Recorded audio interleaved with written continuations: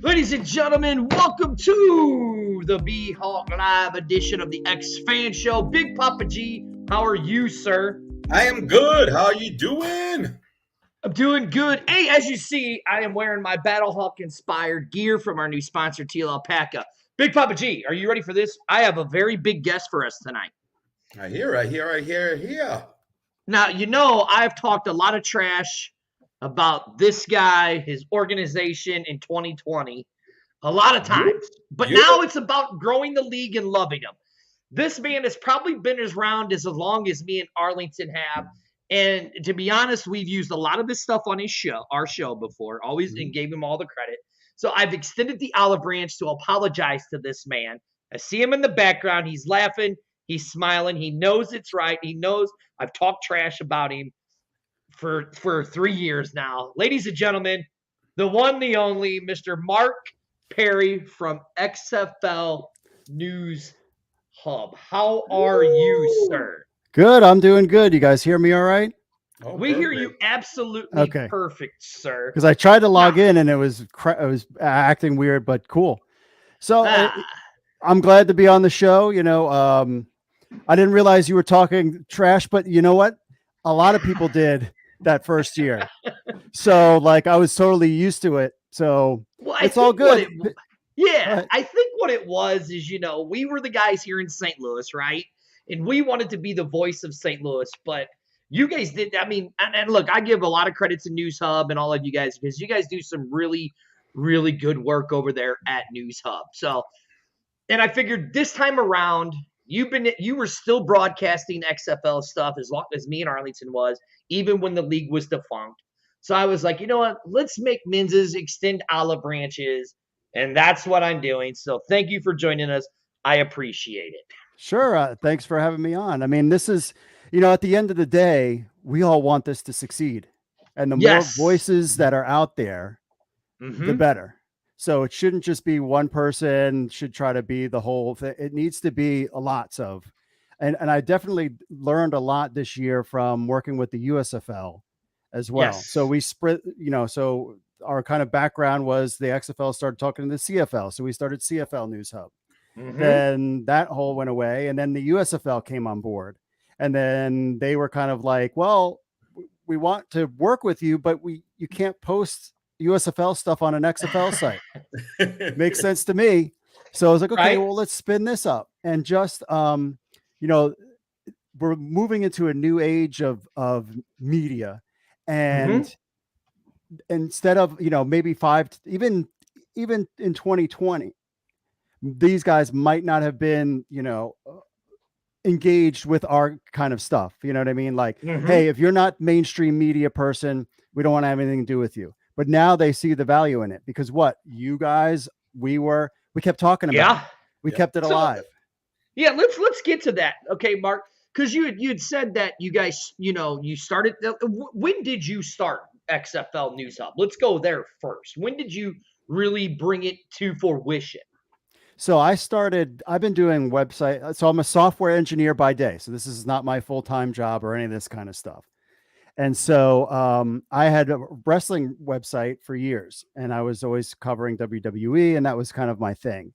And then when Vince announced that he was going to do the XFL, I was like, huh, I'm kind of getting tired of the WWE. And I was getting tired of the way Vince McMahon booked things. If you're a WWE Mm-hmm. fan, you kind of know all this stuff. Mhm. And so I was like, okay, well, let's just spin it up and see what happens. And then I grabbed one of my writers from there and I was like, listen, he says he's going to do this thing. Like, let's just find anything to write about the XFL for the first year. And that was in 2018. So as soon as Vince announced it, within a week, there was a website called XFL News Hub. And then it was like, let's write about the cheerleaders. Let's write about He Hate Me, the players that were in there, all this kind of Right. stuff. And I just kind of left it there. And because nothing was going on, even when Oliver Luck was announced, I was like, huh, that's Andrew Luck's dad. I mean, I don't even know if we posted the press release. I don't know. You know what I mean? And it wasn't until the I was starting to be like, maybe this AAF thing, maybe I should have gotten involved with the AAF because I was like, you know what? I'm going to watch an AAF game next week. And then they shut down. And then that was around Mm-hmm. the time where I started really paying attention again. And then, when Bob Stoops was announced, I mean, that was it. And then when they put a team in DC, I live in Maryland, it was like a no brainer. And then ever since then, it's been off to the races. Right. Yeah. So, okay, you said you're a web designer, so I might have to talk to you about that. Maybe I can see you could help me do some kind of web design, because that's what I've been wanting to do Sure. to get this thing a little bit bigger. Oh, here, look. My partner from Tuesday and Thursday, the A Train says, "What's up, Mark?" What's up, A Train? So that's Arlington. So okay, so you've spent this into 100 different things, like I've said. Like, I mean, and you've had podcasts. You have some great writers, Mike Mitchell, Yep. the late great Josh Davis. Mm-hmm. You have Jay Noakes. You have Patrick Ruffino here in St. Louis. Like, how did you get all of these guys? Like, what was the reasoning behind all that? Not reaching out to me or Arlington to do St. Louis for you. So what I did was, it's just kind of like how I did my wrestling websites. Sometimes I would use Upwork. Sometimes I would use, that's how I kind of started my wrestling websites. As far as the sports stuff, it was a lot different, because as I was basically it was me in the beginning. And then one of my writers who really didn't know anything about football, he was just kind of writing stuff. And then, as the site grew, I think the first person I brought on was Matt Nagashima. And then he was like the first. And then Connor Falk came on board. And people started reaching out to me, especially as the league started. I think before the league really got going, I had maybe 2 or 3 guys, like just like, that month or two before. And then it's just been word of mouth. Mike Mitchell, I had messaged with him a couple times. I got him to come on board, and that was kind of a big, huge get. And because the site was getting bigger, I mean, there's Newsroom and there's XFL Board, and our site just kind of kept moving up the rankings. And that's the way I look at it. Whatever I make, I kind of put in, and I tell the guys, like, hey, this is just for pizza money. It's not like you're gonna, retire. You want to go to the bar, take your, wife out or something like that for dinner. You put in some work, and then you can make a little money on the side, because that's all that's all we can do. And so I used my expertise in the technology business to build a phone app. And, I've always been a radio guy. I grew up listening to Imus and Howard Stern. And sports talk. I grew up on Long Island, so I was WFAN. All right. New Yorker. Yeah. Oh, don't get big. I'm from New York. I'm from New York. Right, where from New York? Oh, Bronx, New York. Bronx. Okay. I'm Long Island, out east. Yeah. Shoreham Wading River is where I grew up. So that's out Bronx, in Suffolk County. I grew up with a cousin Brucey. I love cousin Brucey. And then, of course, when it came to sports, of course, there's no one better than the dog. The dog I still Mike listen and the Mad to Dog right now. Yep, Mike and the Mad Dog, but I still listen to the dog right now on Sirius.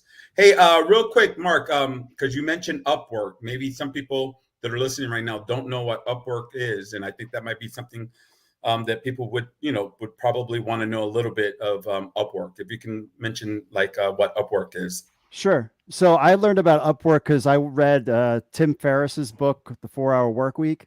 I don't know if you've ever heard of that one. That's an interesting book. Whether it's possible or not, I don't know, but I did read that book a long time ago. And so basically what it is a outsourcing. So anything. I've done legal stuff. I've done, graphic design, videos, editing, if I needed to find somebody, writers. You basically go on Upwork, you post your job, and then people will come and message you, and then you go back and forth. I found a couple writers on the wrestling and CFL side from Upwork. And then, again, with Upwork, you can pretty much, they're coming from all over the place. So it really depends on, you can look for someone specifically in a certain state or country too, if I'm not mistaken. So, yeah. I have writers. A lot for my talent too. So it's interesting because, or you'll get people actually on there. And I think there's another site, which I have to look into, but there's another site. Like if you're looking for people to talk with, like on your podcast or on your shows, there's also another website there. I think there's a couple of them probably out there, but I think Upwork is one of them that you can actually just go on there, and there's people that say, oh yeah, I'm good about it. I can talk about this. I can talk about that. So I just wanted to bring that up because some people that are probably watching and listening are probably wanting to know what Upwork was, and I think that's a great tool to use, and that's awesome because that, like you said, that's an opportunity to get people out there to get involved, and then of course that starts off your word of mouth of what you've been doing all these years, so it helps. And you It helps a you lot. could do the reverse, and if you have Right. expertise, you can make money there too on the side. Yeah. Yeah. So let's go to this, Mark. So we get into 2020, right? And it's funny that you say you're a wrestling fan because I'm a huge wrestling fan. I've been to the last since WrestleMania 30. I've been to every WrestleMania, and I've been to the last two SummerSlams, and I went to Royal Rumble here in St. Louis. I have plans to be going to LA for WrestleMania. Mhm. So I was at the very first All Out, the Oh, okay. AEW show in Chicago. That's, Nice. in my opinion, that was or All In. That was All the In. first AEW show, in my opinion. But I digress. Mm-hmm. So it's 2018. Vince announces this, right? The XFL.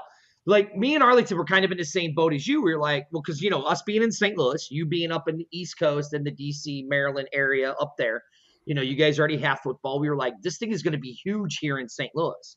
And we knew that the local media wasn't going to cover it. So that's why we started the show. But did you really think that leading up to the end of the XFL in COVID, and I'm going to have to talk to you about your guys' beer snake, your Rona snake up there, Mark, because I blame DC for ruining the XFL season with the Rona snake. Well, I have a good story about the beer Okay, snake. well, good, because I want to get to it. But did you really think that the XFL, going from 2020 and did until now, right? Did you really think that it would still have the lasting impact that it's had with people? I mean, one of course, one of our biggest days ever was when the league was shutting down, and that was crazy.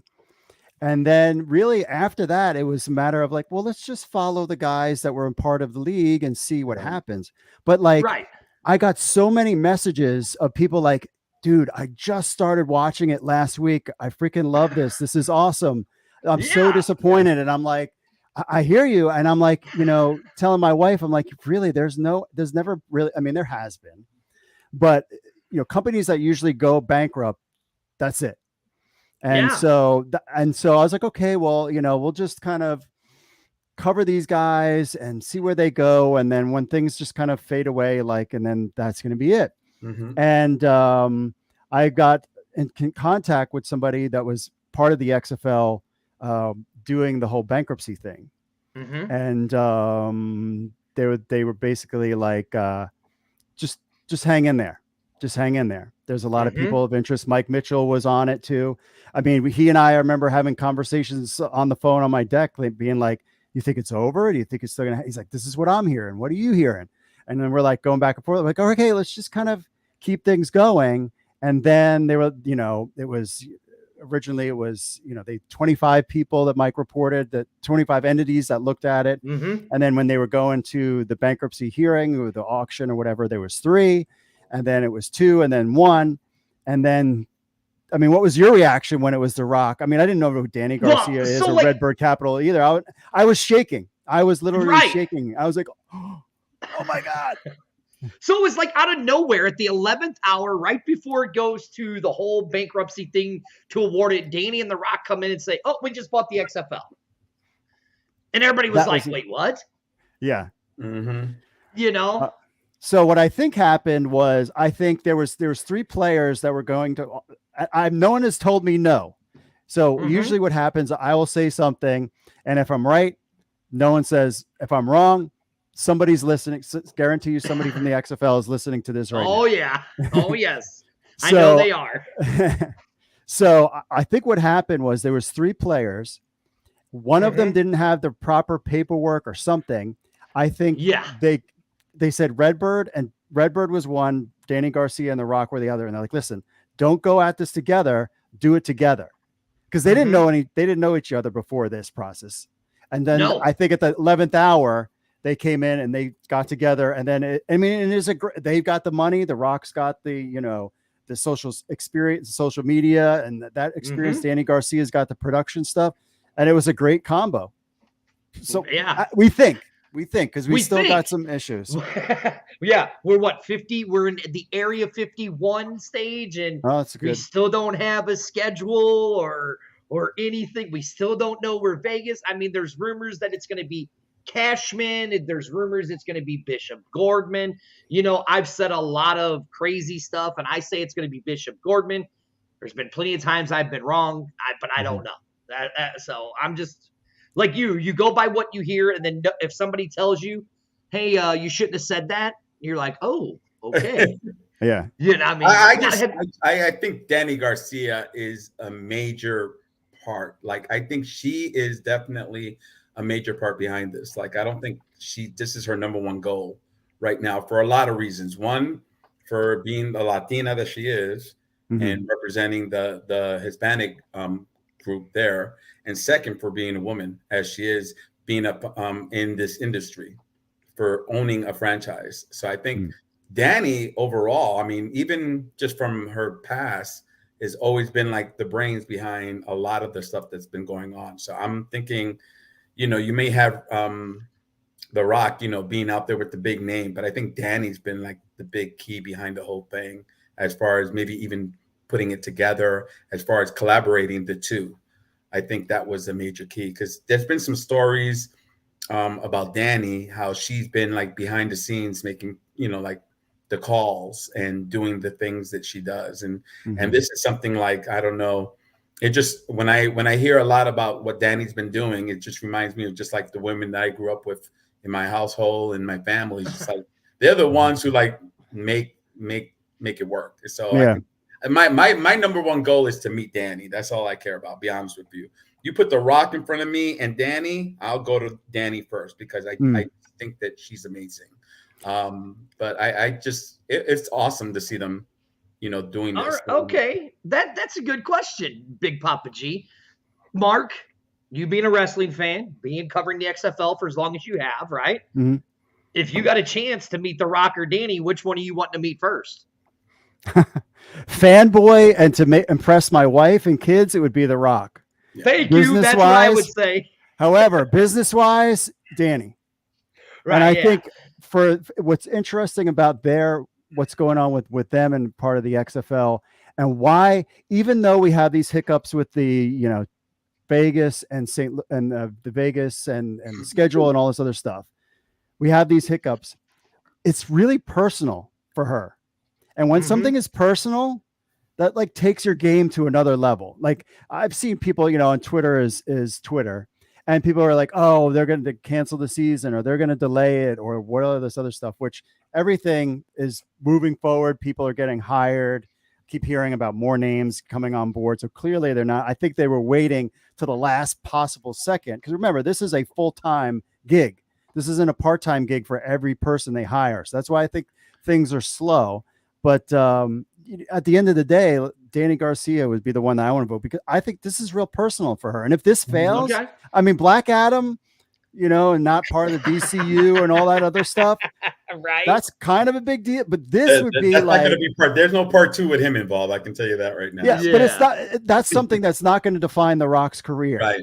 You know. But if the XFL flops, for all of them, that's going to be a defining moment, because they'd be like, oh, you tried to do something big and it completely flopped. So I think it's, and to me, I'm sorry, Mark, but to me, if it flops, I think the person who's going to take it worse, to me, in a way, it would be Danny. Yeah. I think to me, it's going to be, it's a personal thing. Like, and I'm not saying she doesn't have anything else going on, because this lady's, I mean, she's behind a lot of things that are happening. But to me, I think this is like a number one. I think this is the number one thing for her. And that's why I just love the excitement. Just like I said, that's to me. Yeah, of course, everybody wants to meet The Rock. Everybody wants to, you know, take a picture with The Rock. Me personally, yeah, of course. Who wouldn't? But Danny would be the one I would like. That would be the one I would show my kids. That would be the ones I would show my mom and dad and say, hey, you know, this is Danny. And, you know, Danny. And I get it. I get it for you, Big Papa G. All right. So, like, I know this. So, Mark, you know, we've been doing live shows for, God, almost 4 years now, right? You were doing the recorded shows, and now you've started to go to the live shows. Like, what made you decide to go from the recorded shows to the live shows? Because that's what I was curious about. I'm like, why is Mark Perry doing live shows? He's been doing recorded shows all this time. Now he's wanting to do live shows. Why? Why is Mark Perry wanting to do live shows? Mark is following Dirty because Dirty's doing live shows. So Mark's trying no, Mark's got a little more pull than I do in the XFL in a whole. So, the initial part was because I was lazy. Because it's so much easier to make mistakes and have things go wrong if you're live. And what I realized too, and this goes back to when I was doing wrestling podcasts, I would always post the audio version of my podcast on YouTube. And it was always getting a ton of traffic, more than the downloads we're getting through, I use Libsyn. And then I was like, and then, just learning SEO stuff and live usually gets a bigger reach and Google, YouTube likes you better if you do live shows and so I was like, well, let me just pick a time, because I was spending like hours putting together the show, I made a mistake, go back and blah, blah, blah. And now I'm like, screw it. Like, I'll just go live. If I screw up, if I mess up a name, like that's it. And then just once the show is live, I download a copy, I export it to an MP3 and just put that up. And it was really a time thing. And just for my wife and my kids and stuff like that, it was like, all right, this is Dad's time at 8:00 on a Monday. He's live. Don't disturb him. Let him do an hour and then I'm done, versus spending 4 or 5 hours cutting and pasting and all this other stuff. Yeah. So it was kind of like being lazy. Right. Yeah. Like I know you said, you're only going to give us a few minutes because you're busy. You got the wife and the kid, and I completely respect that. But I do got to give you compliments on your Dean Dalton interview that you did. Oh, thank you. I mean, we promoted the hell out of it when we watched it. Just the insights and the nuggets that man dropped. Like, did you think he was going to drop stuff like that on your show? Or were you kind of like just sitting there salivating in the mouth going, oh my God, I can't believe he's saying this. Should he really be saying this? Or, what was going through your mind when he was dropping those nuggets on you? Well, some of it, Mike Mitchell is the consummate insider. And I always say people would pay extra just to be able to be in our team chat where it's just us writers, because that's when you learn. So I'd heard him bouncing some of these names before. But when I interview anybody, and I know a lot of people like to, and this might offend some folks or whatever, but it's true.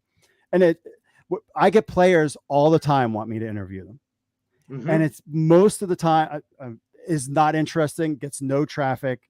It's just not a thing. When you deal with people like that, to me, that's a more interesting conversation. And he did drop a bunch of different things. I was like, whoa. Okay. We're definitely going to go back to that, what you just said.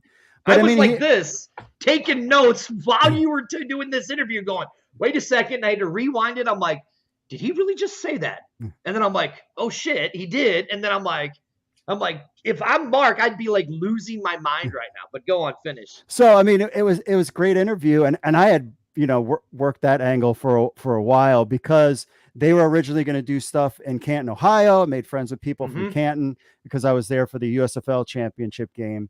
So I was kind of like, and I was just like, hey, and he was like, sure, I'll come on. And he was great. We'll see what happens with that whole drama also going on with the NFL Alumni Academy. So you basically have the schedule, where the Vipers are going to play. That's where you're hanging your hat on, where you're saying, hey, we have a partnership with the NFL. Once that goes, you do have the rules and the data thing. Okay, I'll give you that. Right. You could still say that, but that was kind of a big mistake. And Mike Mitchell covered all of that stuff so well on our site. If you ever want to learn about what happened there. Oh, yeah. Too many contracts and, teams weren't interested. So yeah, that was a fun interview. Going back to the Beer Snake, I interviewed after the league closed down, because I'd met him a couple times. The DC Defenders president. Oh gosh. Oh God, what is his name? I know who you're talking about, but I forgot it. Oh my gosh. And now he works at Nashville Super Speedway. Oh, I'm Googling it right now as we speak. If you give me the first letter, I'll get it. But, so I had a chance to interview him after the league cut down. Cause at that point he was like, I don't care. I don't work for, no one works for them anymore. So I'll say whatever. So I had him on. I asked him about the beer snake and leading up to the next game. And he said that I went to, because I'm a DC Defender season ticket. Eric Moses. That's his name. That's it. Eric Moses. So I was at the first game. There was problems with the cashier system. He explained what happened there. The company that runs the cashier technology there decided to upgrade the system the night before. They also didn't expect the size of the crowd.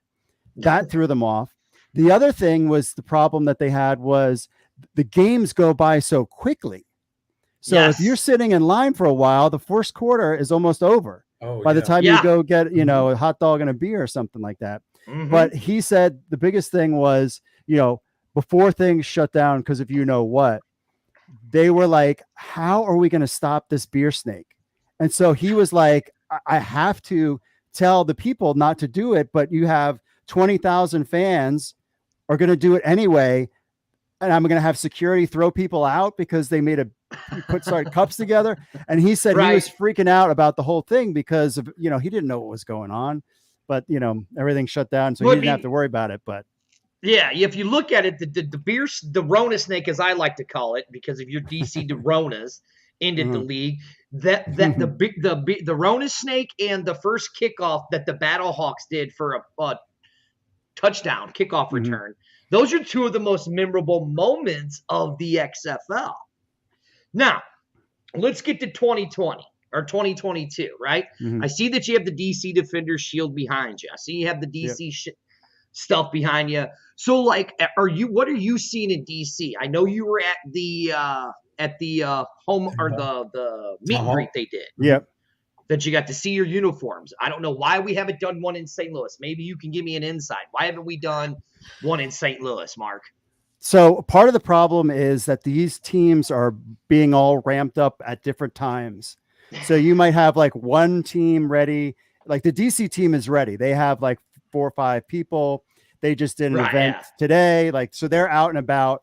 It's a lot of the vibe that we've been getting from not only from my experience, but some of the reporters too, is that a lot of these guys are they're holding many hats and they're trying to bring That's what I've seen.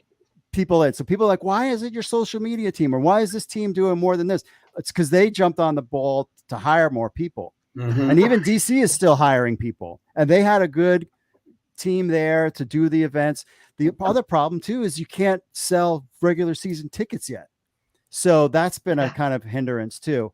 So as these teams come on board, and they're waiting to the last minute to really kind of, hire these people. I know there's a whole new round of hirings coming January 1st. I do know that here in St. Louis, we just hired our new ticket guy. He started on Monday. I mean, 50 days from the kickoff. So it's crazy. I know it's St. Louis that you just had Brandon Williams and Brian Stahl in St. Louis. So you had 2 guys. And I do know that for the longest time, they've only had two media people, Brian Stahl and the young lady up in Seattle, Haley. And they might have brought in some more people, but you're right. I mean, what is the sentiment in DC? Because you're an OG team. You're one of the original teams, right? So, what did your fans think of? Oh my God, they changed the Defender jerseys. To be honest, that helmet, you got to tell me about that helmet, dude. I got to see that helmet up close and personal, and that uniform. That thing looks sick with the digital white camo that you guys got on there. I mean, what did it look like? Because that was a sick looking helmet and a sick looking jersey. So when they had the jerseys, I don't remember seeing the helmets there. Because we took a picture of that, but they showed off the jersey. They didn't show off the helmets. I've seen pictures of the helmets.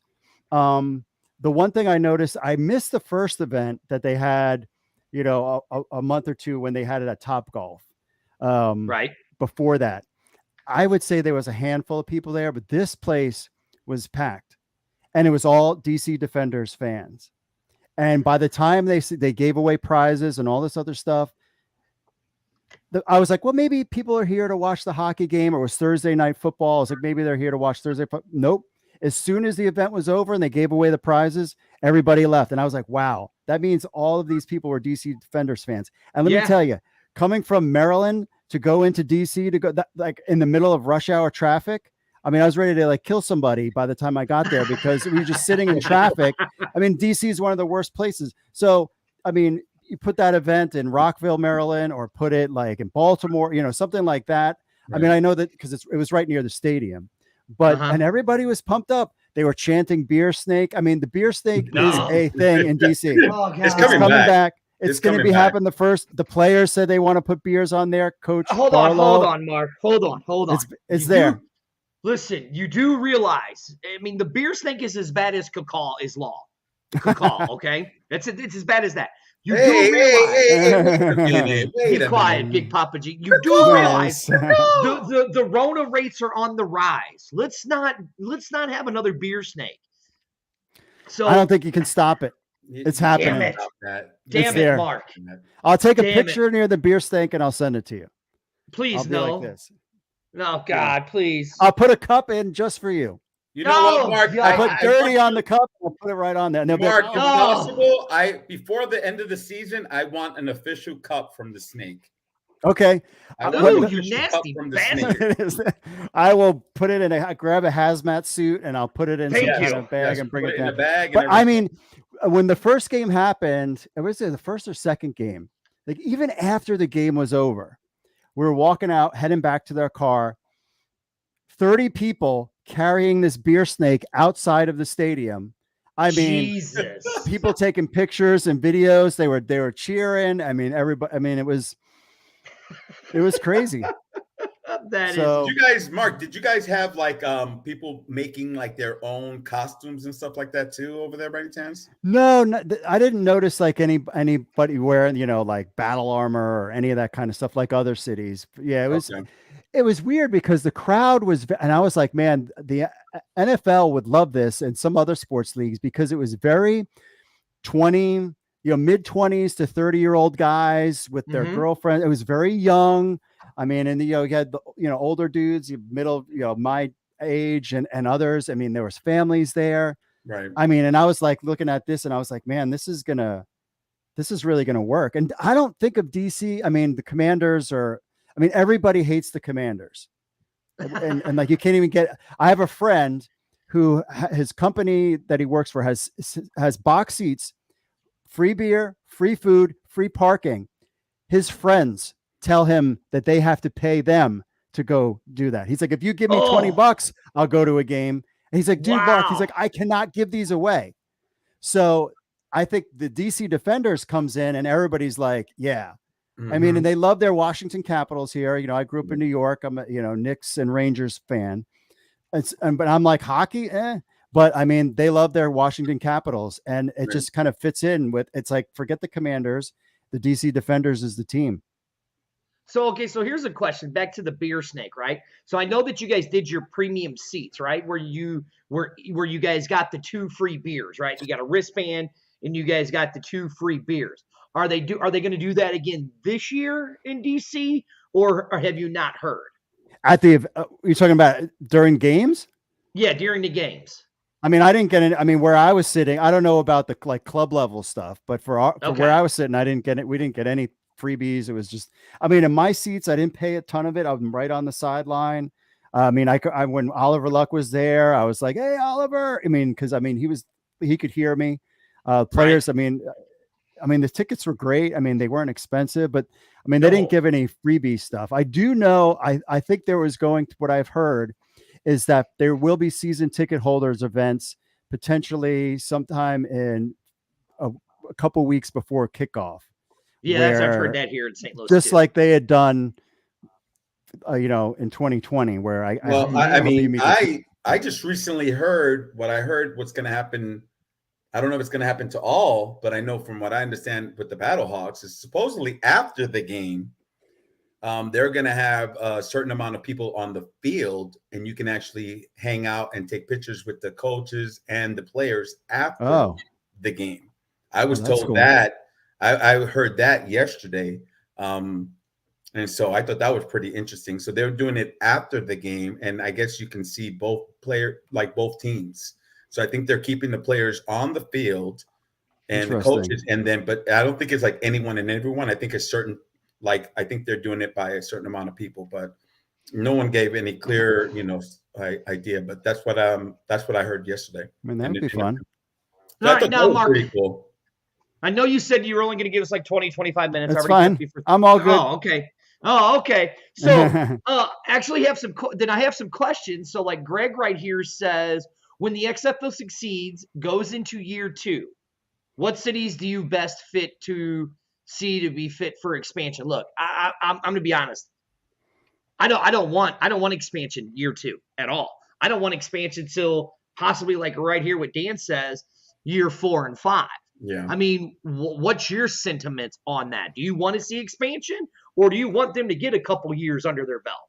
I think they need to get. I think they're, the difference between the USFL and XFL is business model, and the USFL is very slow growth, and I appreciate that, and I think that's a kind of a good way to do it. The XFL, I mean, I wouldn't. I would keep. I know Mexico is a target on their list, and to go international. I mean, you got San Diego would be a no-brainer, but I don't think they're going to do anything in year 2. I mean, what do you think should happen first? Should teams move to their markets and be there? One of the things I had talked to with some of the players was, I was like, so, what do you feel about, basically every game is an away game. You have to fly to the area, even if it's a home game. Yeah. And that was one thing that they were kind of like, I don't know about that. Now there's 3 Texas teams, which is fine, but how is that going to work? And so I think they need to see how that affects the players first, because whether it's the XFL, the USFL, anytime talking to these guys behind the scenes, getting these agreements in place to these cities is a monumental task. The USFL has yet to announce Michigan, and because that's the plan, is that the 4 teams will play in Michigan. They haven't announced that because they're still working on it. XFL. Now, the thought out there was that originally, we don't know, we've never been able to confirm this, but this is something Mike Mitchell had mentioned, is that the XFL was, and why, and because you're like, why is it taking you so long? You essentially had 2 years to figure this out. Yeah, exactly. So what happened, we think, is that they were going to do the same business model in Texas as the USFL did. All their games played in Texas, and that was it. Mike Mitchell writes an article about it. The fans are like, no. You can't do that. Right. And Mike, and I was like, well, I don't know, Mike, about that. And he's like, you know why I think that was I think that was the case. He said, I wrote a tweet about not doing that and doing something else or something like that. And Danny Garcia liked it. And he's like, that was your clue that they weren't going to do that anymore, because she hasn't really liked any tweets that we put out because she's a busy lady, but that in particular she did. And I think it was acknowledgement that, yes, we're not going to do that USFL business model. So now you're scrambling to try to get these venues. I mean, you already have relationships with everybody, the Dome and Audi Field, all these other places. But Vegas has been tough. And between Black Adam movie coming out, which kind of delayed things, and the hurricane kind of that was the first delay. Then Black Adam kind of pushed that back. And then now you're still with Vegas in the schedule. I thought it was coming out today. I was like, all right, if I was a betting man, today would be the day. Tuesday, Wednesday is their cadence where that's when things come out. That's what we've always said. Between Tuesday and Thursday, they always schedule something. And it's funny, Mark, because, I watched the show, and, hey, guys, this is the X-Fan show, the B-Hawk edition. I'm one of the hosts. Dirty Right, sitting next to me is Big Papa G. And we are joined with Mark Perry from XFL News Hub, which you can watch his show live every Monday. What time is that one? What time is your show? 8 p.m. 8 p.m. Eastern, 7 o'clock here. And plus, you guys all know his website. Go there. He's got a bunch of great riders and all that stuff. It's been a minute because we've been going about the plugs. I mean, it's funny, Mark. I watch your show, and then here something Tuesday morning. Guess what? There's something pops up Tuesday morning. Right. And then we do the show Thursday, and then we'll do or Tuesday. And then later in the afternoon, here's a little nugget more for you guys. And then you'll see one of your guys will write something. And then, we'll drop another little nugget for you guys. So for them to sit there and say that they're not listening to what the fans are, it seems like, in my opinion, that this regime is listening to the fans more than the old regime. Am I just drawing too much into it, or is that kind of what you see? I think so. I think they've, even just 2 years ago, I think that the industry is different. They realize that this is free advertising for us. They just want to make sure the message is good. Right. So if you're on here and you're like, bashing Anthony Beck or something like that, all of a sudden and if you completely make something up about him, you're like, yeah, he's really a space alien and da, da, da, da, da. Like they will mess you. All of a sudden you'll get, and then you're like, there. oh, you're listening. Right. Fill the top, baby. Fill the Fill top. the Fill the top. top. Fill like the top. So, yeah. Go on, finish. No, I mean, so they are listening, and it's going to be really interesting for all of us. We have not completed a full season. I will tell you, Right. I've told other people, I'm like, right now, this is like 10% of the fans' interest. If as soon as it kicks off, the interest in everybody's shows is going to skyrocket. It will be that way for a couple weeks. It will dip, and then it will come back in the playoffs. But what are things like your show going to look like? My show going to look like? What the websites are going to look like in 5 years from now? I mean, that's we always have to think of the long. Yes, all of these things are annoying. Vegas, the schedule, but patience and what is 5 years going to be like? And remember, they were out of business. Like they weren't coming back. So the fact that we're back, be thankful. Right. Right. Yeah. Now let me ask you this, because a lot of people in St. Louis were mad. Okay. They were mad because our whole uniform changed. And I had said, guys, listen, don't expect everything to be exactly the same when this new league comes back, because it's not going to happen. It's basically going to be a complete rebranding. And everybody's like, no, that's impossible. Why do that to the Battlehawks? I'm like, because they want to make money. That's why they want to make money. Like, what were you hearing in DC when they said they changed the Defenders uniforms? Like they weigh. I mean, like, how were you with the rebranding? Me, I was okay with it, to be honest. I liked it. But like, what was your thoughts with the rebranding? I knew that, definitely things were going to change. Everything has the letter, like DC is on the, I don't know if I have the football, the big D. Yeah. So, I mean, I get it. My thing too is, and I was friends with somebody who had worked on this company, and they were like, hey, we're going to rebrand the company, paid these people $1 million. This is years ago, to rebrand the company. These parts, okay, they come in. All right, here's our big announcement. They were like an event planning company. Spend $1 million. They open it up. All right, here's what we're going to call the new company. Yes. That was the name. Yes. $1 million to come up with the name. Yes. Of course they didn't keep it and whatever. I think sometimes I worry that people get too caught up in the branding and whatever. It's like, you could have just flipped everything. I heard after the sale of the XFL in bankruptcy was, this thing is ready to go. Just turn on the switch and we're off to the races. Like, we still have agreements. We still have relationships. You could turn this on right now and we're good to go. But everybody wants to put their twist in it. Fine. You want to change the XFL logo? Okay, fine. You're going to change the team names. Just tell me you didn't spend $20 million to get that done when you could have used that money to hire staff. Right. Now, here's the real question, though. I mean, did they really have agreements in places? I mean, because, there are other things out there that they didn't really have the agreement in New York because Vince stiffed them. They knew that in LA there were some problems with the lease in LA. I mean, and then Vegas, I mean, we saw what happened not Vegas, but Tampa. We saw what happened with the Bandits there for the USFL and getting kicked out of Raymond James. I mean, so did they really have all that in place, or was there still some stuff up in the air, and that's the reason why this is taking so long?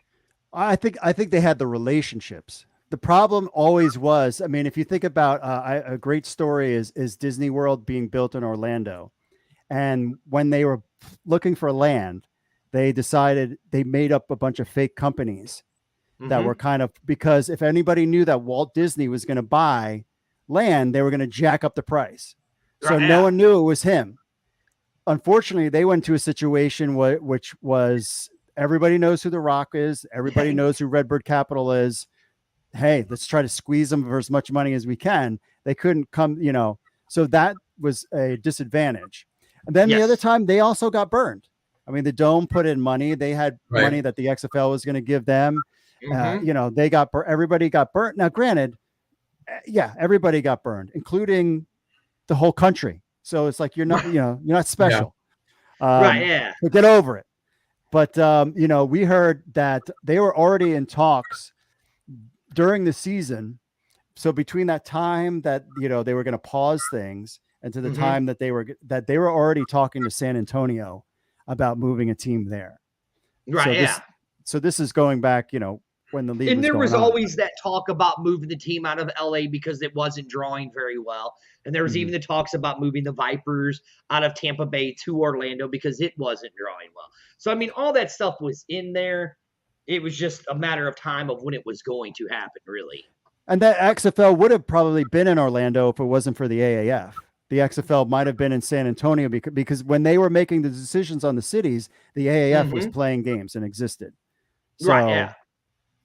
I'm still trying to figure out why they even had a team, why they even tried to have a team in New York. That didn't make any sense. Vince McMahon wanted a team in New York. Well, yeah, because I know, because it's New York and it's, I mean, close to Connecticut where their main office is at. The same thing with Vegas. There's a team in Vegas because Redbird wants a team in Vegas. Right. According to sources, Mike Mitchell. No, he's right. It's Jerry wants a team in Vegas because he knows some people in Vegas. You know, if you just go look on LinkedIn, you can see who Jerry's connected to. The Ferreira brothers, who owned UFC, where their draft was, and all of that stuff. Now, let's talk about the Defenders. What are you seeing in DC? Like, what's the kind of – are you guys seeing anything? Are you seeing any commercials or anything about DC? Or, I mean, what are you guys seeing other than nothing? The stuff we do. Nothing, no commercials, no, you know, friends of mine are still – everybody's kind of getting through the NFL season. And I think the XFL is not going to go all out until the NFL season kind of starts to quiet down. We still got 2 weeks left. You know, I know that the DC Defenders on, I guess, when is that, Sunday, when they have the supplemental draft, will be adding a new quarterback. I don't want to hurt your guys' feelings, but I really hope it's Jordan Ta'amu coming to the DC Defenders. I've heard DC and I've heard Orlando. No, Mark, it was nice having you on the show. No. Here's what I'm going to tell you, Mark. Here's what I'm going to tell you. I know where Jordan's going. Jordan's going down here to the Rent-A-Hawks. The Arlington Rent-A-Hawks, where Coach Hayes is. That's where he's probably going to end up. But yes, the rumor is he's supposed to be going to DC. But that's probably where he's going to end up at the Rent-A-Hawks. I think they already have. Do they have how many quarterbacks? They have at least 3, if not. Some teams are taking 3. Some teams are taking 4. So I feel like Dallas or Arlington already has 4 quarterbacks. I think it's the Rent-A-Hawks because half of that team is the St. Louis Battlehawks from 2020. Yep. Well, this is true.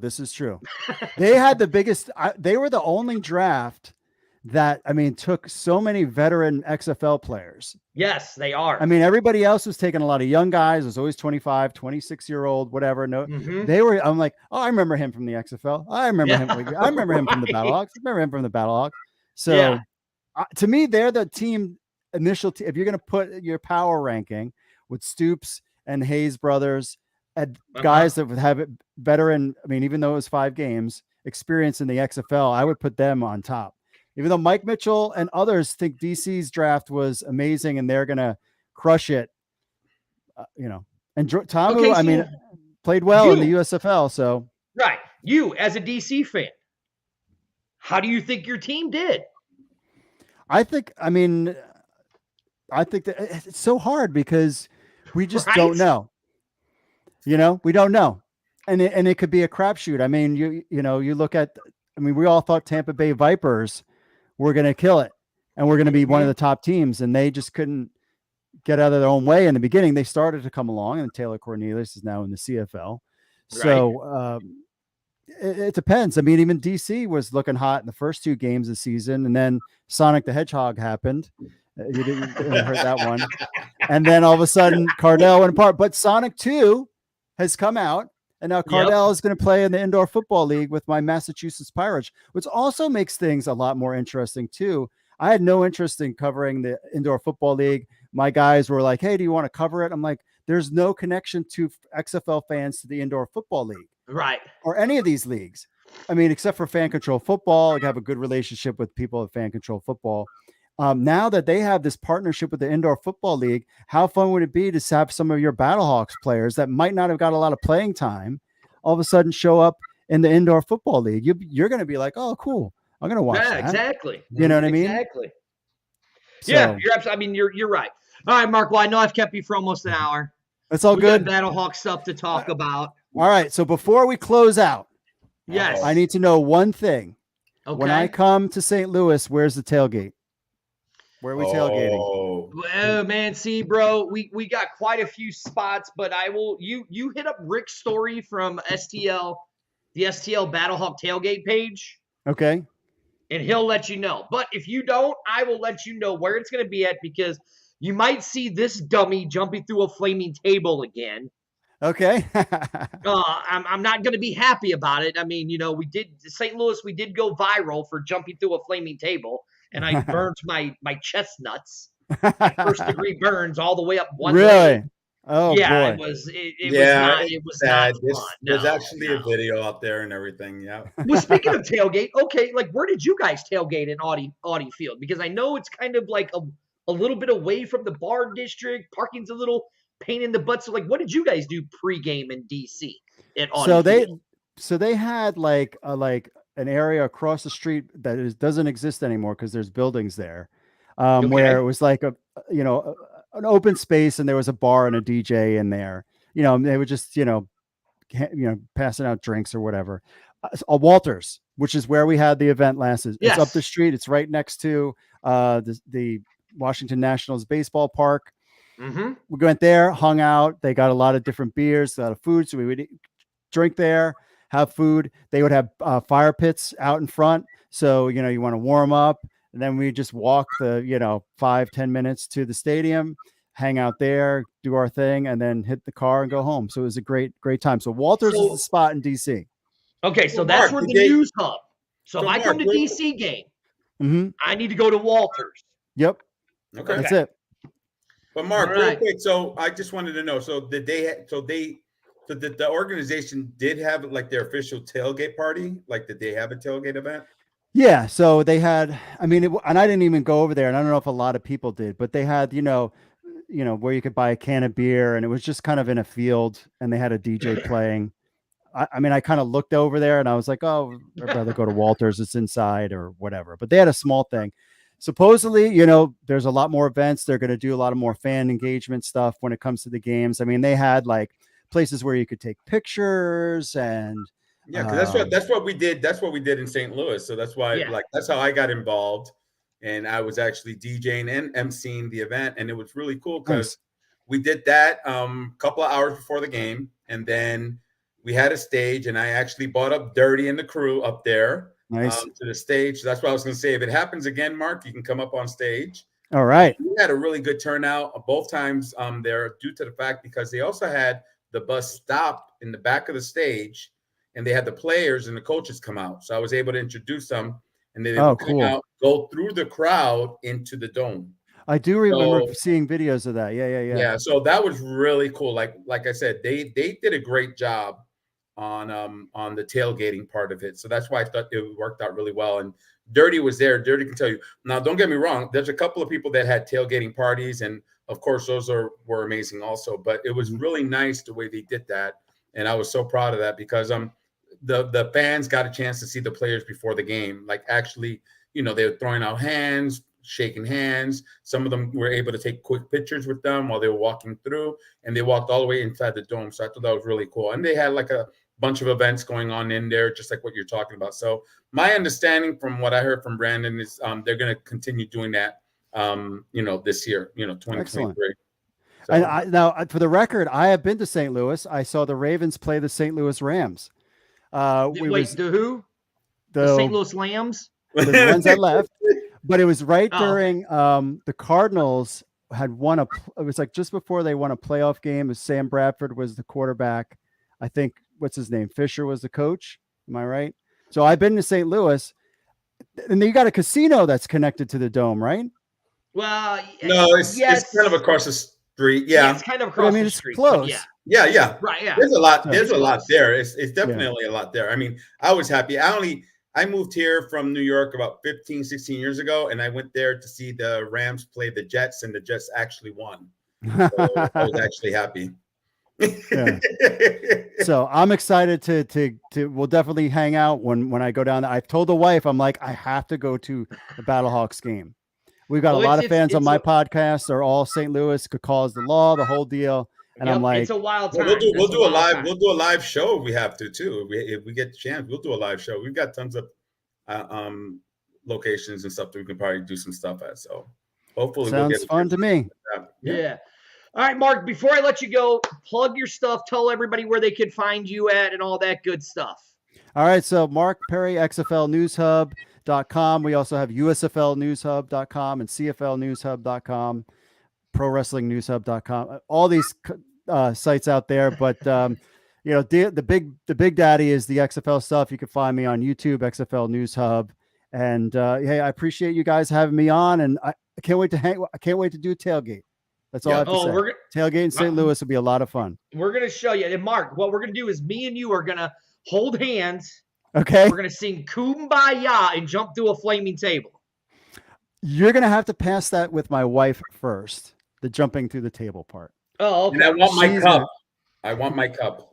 Oh, that's right. I got to bring the cups. Gotcha. No, do not bring the beer snake cup, please, Mark. Do not bring the beer snake cup, please, no. Awesome. All Cool, right, guys. thanks, Mark. All right, All thank you. Take care. Yep, ladies and gentlemen, that was Mark Perry from XFL News Hub. A lot of good stuff from Mark. Nice guy. You know, it was a very nice guy. I'm glad that he joined, you know, and stuff like joined us on tonight's show. That was very good. You know, later coming up after this, we have our interview with Lakeem Williams. Mm-hmm. That's going to be on a little bit later. You'll How later? How later? I mean, literally, what time is it? It's 8:00 right now. It's scheduled for 8:30, but I told Arlington to maybe push it back to 9 because it didn't seem like Mark was wanting to leave us. But I Right. knew he was only going to give us 20 minutes. So I'm more than happy with him staying on for an hour. I mean, I could have talked to him. I know that was taped, right? The interview. Yeah. That was taped this morning. We did that this morning at 11:30. You know, we had 15 minutes with him. Right. It ended up going a little bit over. So, but that's Lakeem Williams, linebacker. You went over 15 minutes. Yeah, I know, right? We just went over a half an hour. We went over 40 minutes with Mark Perry. Yeah, but Mark wasn't, XFL, Well, that's true, paperwork. So, we But listen, I'm going to give another plug to Mark. If you guys literally have not watched his interview with Dean Dalton, go back and watch it. It's a very good interview. You get a lot of good stuff out of that. I wonder if we can share that. Is it possible to share it on the? Yeah, we've shared it a bunch of times, but I'll reshare it. But let's talk about interviews here in St. Louis. Our man, Brandon Williams. Brandon Williams, the team president of the Battlehawks, was on BJ the DJ. What is he? He's not. He's the vice president or something like that. Vice president. Well, he is basically the Kurt Huntsman. He's the man. He's the man. Right. To me, he's the buck in right St. Louis stops with Brandon Williams. Yes. I think they did a great job on getting Brandon. I mean, he's from St. Louis. He graduated from Hazelwood High School in St. Louis. Yep. I think before this position, he was at Anheuser-Busch. What did you just say? Anheuser-Busch. I don't know. Wait. What did you just say? Anheuser-Busch. Whatever. The beer place. Anyway, why do I have you on this show with me? If you can't even say Anheuser-Busch, why didn't you just say AB? AB, yeah, that's right. That's what it was. Okay. AB. All right. What's up, Brian? Don't judge me. So anyway, what's up, Marcos? Brian's out here. Marcos is out here. First of all, let's say hello to Sandy and all of them. And I know, right? They've been doing really well out there, hanging on with us for the last hour.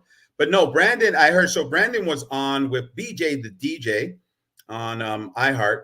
A couple of days ago. Do you know who BJ the DJ is? I know exactly who he is. He's awesome. He's I know him personally, so he's awesome. Oh, well, I'm just saying he's a big deal here in the St. Louis area. He's like, when you talk about St. Louis icon, like radio personality. There's him. Especially in the minority community, there's him, In the urban, yeah, okay, urban community. There's him and Tony Scott. yeah, And they used to do, and yeah, I yeah, remember listening to 104.9 Magic 104.9 back in the day, and listening to BJ the DJ and Tony Scott. yeah. So I Both understand. guys I got to meet. Tony I got to meet when I moved here, Mhm. and then BJ I've been working with a lot for the past 15 years. I've always run into him. We've always done events. I've always he's awesome. So Uh-huh. I just finished 2 weeks ago. I actually did the iHeart party, their business party. So You I did. actually got a chance to talk to him, and something that he related to me about some stuff that he wants to do in the future, which I think is definitely doable for him because he's awesome. But Am I losing he had his me? interview with Brandon 2 days ago. Yep. Awesome interview.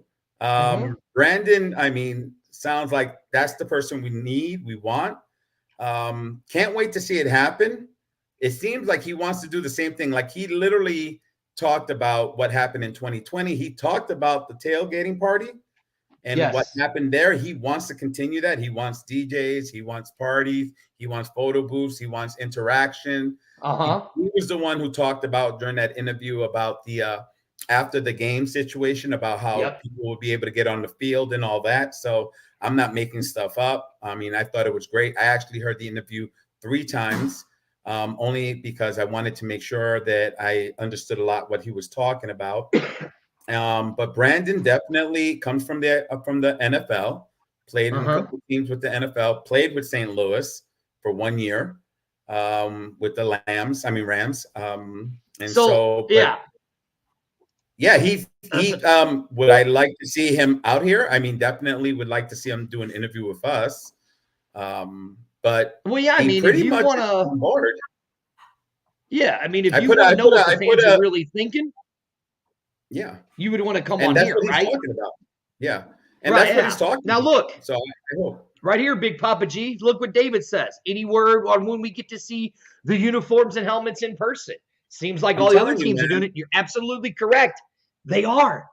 But here, David, and I look, mean, here we're trying to figure that out. We've got everything here. You guys are helping St. Louis right now, and I mean, we've got locations. We've got people that will push this. We've we got got things people reaching out to us wanting to do right, stuff right. So I mean, with us. if the Battlehawks, XFL, if Brandon, like I said, I just sent out some stuff to Brandon in LinkedIn and in Facebook. I'm hoping he reaches out. I mean, I know he's busy. I know it's the holidays. I know they all getting ready, but any Well, I which can way, tell you anybody that has this, an opportunity. I right? mean, January 7th, he's going to be in Arlington right. for a little bit. I Yeah. do know that. But okay, let's get to the Brandon Williams interview. I Mm-hmm. understand why they went to BJ the DJ. Okay? I understand that, right? I understand why you did it. Because if you read his interview in the St. Louis Business Journal, what was one of the things that he said he wanted to do? He wanted to market to the urban community. He Mm-hmm. wanted to market to the minority communities, right? Right. Now, Big Papa G, before we went on the air, I asked you, I'm like, Mm-hmm. Big Papa G, do we have how large is our Hispanic community here in St. Louis? I think St. Louis and Metro East has a major Hispanic. Okay. I mean, I think people people are going to be realizing it really soon, especially with our football team coming on board in a couple of weeks. Here's what Sandy said. You guys saw it. I mean, Sandy, listen, I got this. I gotta love Sandy because if Sandy sees this show being mistreated, she's on top of it. Mm-hmm. So I gotta love Sandy. You know what I mean? So there you go. You see what Sandy says, people. So you guys all follow what Sandy says. I'm not saying anything. No, I agree. I mean, I think we're trying to figure this out, but I mean, I think personally having Brandon on board, hopefully that'll be a big turnaround. I think Brandon knows St. Louis. He knows. But here, let me ask you this. Let me ask you this, right? Okay, now we have a Latino, we have a Cuban president of our league, owner of our league, right? If you look at a lot of our team presidents that we have so far, mm-hmm. there's a lot of there's I think 3 minority team presidents, right? if you look at our higher staff in the whole XFL, Right. it's a very minority and woman driven league that a lot of women have a lot of power. A lot of minorities have a lot of power. 4 of our head coaches are black head coaches. Okay. Right. Right. So are they dropping the ball with not marketing to the minorities and the urban people here? I mean, like, let's look. Okay, you just said Are you the talking? Metro East in St. Louis. Are you talking about St. Louis or in general with the XFL? I'm talking about St. Louis. I'm going right back to St. Louis, Okay. right? Why aren't we marketing? We just hired a new ticket. First of all, we're not marketing at all in St. Louis. I mean, let's just be honest. There's no marketing right now at all. I mean, and we're probably going to get hit with a whole bunch in one shot in the next week or two. I'm sure I'm going to get a phone call because I'm hoping. Negative. And now again, this is not being disrespectful. I mean, like I said, I'm glad they got Williams on board. Brandon, I think it's going to do an awesome job. His head is right on to what everybody's been asking about, community related, having the players not just come out and take pictures, but get involved in the community, being involved with these food drives, being involved with these toy drives, whatever needs to be done, just like it has to be done. Brandon knows this because he's done it when he was a kid here in St. Louis. Anyone who's ever worked in the community knows we've done that. We continue to do this. On Christmas Eve, we'll go out there, we'll help out. On a regular day, we'll help out. So he knows that, and I'm glad that we have someone like that on board. That's going to be a big thing for us. Latino market, like again, I can't really speculate. I can't say anything. I mean, they definitely need to hit that. Are they going to do anything in Spanish? I don't know. If they need to know, if they need help with that, they have people. Look at our Cardinals. We have some top people in there, Latin people working in the community relations department. Our new football team, the soccer team, but American soccer or whatever you want to call them. It's soccer. Soccer, but you got to call it football. But the team, which is slamming, they got their schedule out. They finally got their schedule out. They're going to be hitting it hard. They've got an awesome, which I know her personally, she's awesome. They got some community relations people there. She's from New York also, and she's working with them. So she's out there involved. Hopefully the XFL will have someone like that. If not, hopefully Brandon will surround himself with people in the community. They can help him with that and help the XFL, especially the Battlehawks. Now, if we're talking in general with the XFL, XFL better hit Latinos because they're in Texas. And I'm sorry. Texas is known for 2 things. They got a lot of Latinos and they got a lot of big guns. All right. So they got a lot of guns. So, I mean, well, here, like Andrew said, yeah, right. I mean, is there a marketing guy? I mean, the closest thing I would say to a marketing person here in St. Louis would be Brian Stahl. I mean, that's the communications guy. So, I mean, look, and again, I understand there's only him and one other person handling all of the Twitter accounts for the XFL right now. Okay. I mean, like Sandy says, totally dropping the ball, right? With everything. The question is, I have Big Papa G, because we had brought it up, right? Mm-hmm. Should they be doing something league-wide? League-wide, should they be doing something to market to, like you said, the Latino communities, right? Like, should they be having some Spanish-speaking people or Korean or Japanese, Asian, whatever? Should they be hiring some of those people? I mean, look, they did it in Orlando, right? Are they going to do it in Vegas? No, but Vegas, I mean, Vegas got to figure out where they're going to play at. But yeah, well, that is true. I mean, yeah, honestly, yes, of course. But again, there's a startup. Again, we always got to remember there's still a startup, and I know no one wants to hear that. I'm still pissed off that they don't realize after the first 2 weeks that the first 2 days that all the big sizes of the sweatshirts and all that are gone, and they don't have them replenished that. I still can't buy a 5X damn sweatshirt from the damn website. Get some new sweatshirts, 5X. Dude, look, don't even get me started with that, because for Christmas, I got a gift certificate to the XFL shop, right? I went to go buy some stuff. I went to go buy some joggers. I went to go buy some of the flex fitted hats, right? Right. But they don't have any St. Louis. They have the Arlington Renegade flex hat and the Viper flex hat. Right. I was going to buy them because I want to support the league. I'm not going to buy any of the knockoff stuff. You know what I'm saying? Right. I'm going to buy stuff from the XFL. But please do go to Teal Alpaca and get your XFL inspired gear. So please go to Teal Alpaca on Facebook and get your XFL inspired gear. Like my sweater. See the Battlehawk sweater with the Battlehawk hat. I know people were Battlehawk colors. Battlehawk colors. Battlehawk colors, right? The colors of the Battlehawks. Of Battlehawks. Even though everybody's talking about your sweater all day today. I know. I don't know if you noticed that. I know, right? Yep. Yeah, look, like right here. Bowling. They want to know when you're going to go bowling after the event. Yeah, I know. They can all kiss my ass. Like, and you know, Richard, my caca hat from 2 years ago that I got from my guys over in Belleville. Oh my God, look at this. People are asking. Go to Teal Alpaca on Facebook. Here's how you spell it right here. Oh, here, I'm just going to type it in. I was going to say, yeah, that might be better off, dude.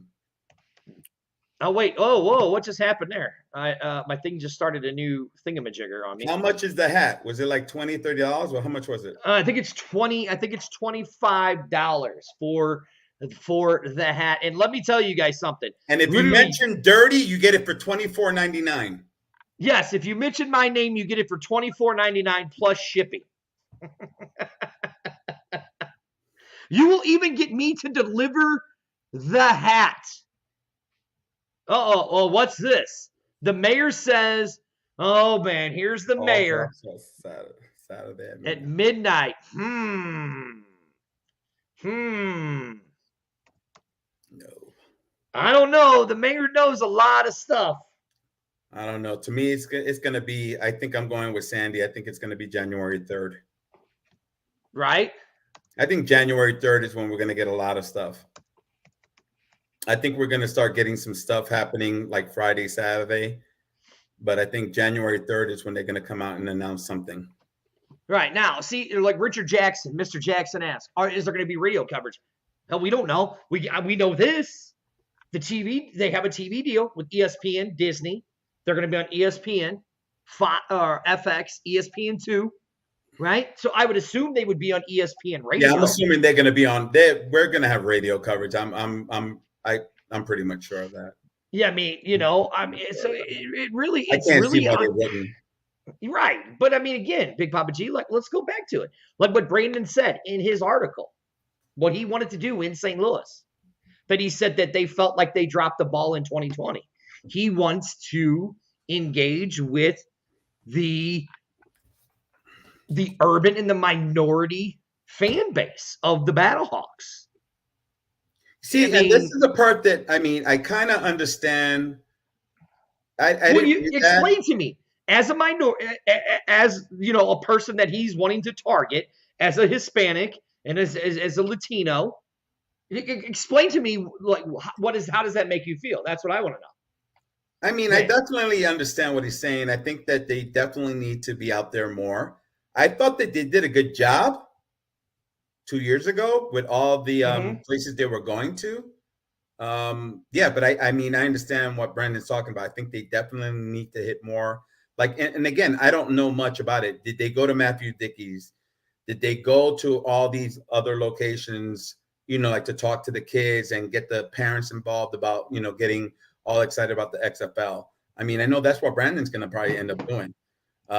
Again, Brandon is coming from my understanding, Brandon's coming from that community where he was part of that community. He got involved with all that stuff.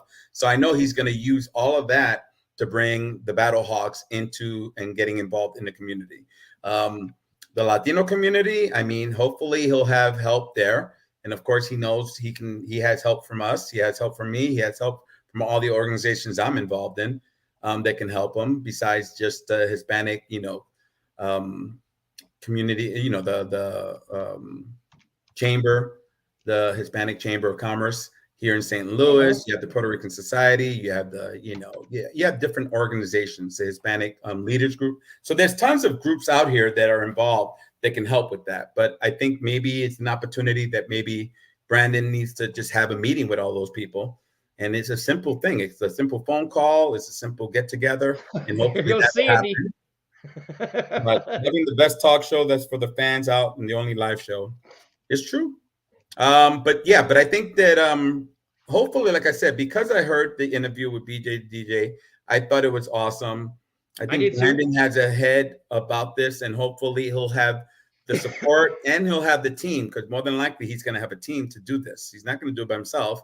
Hopefully he's going to get a team together to be out there and be involved.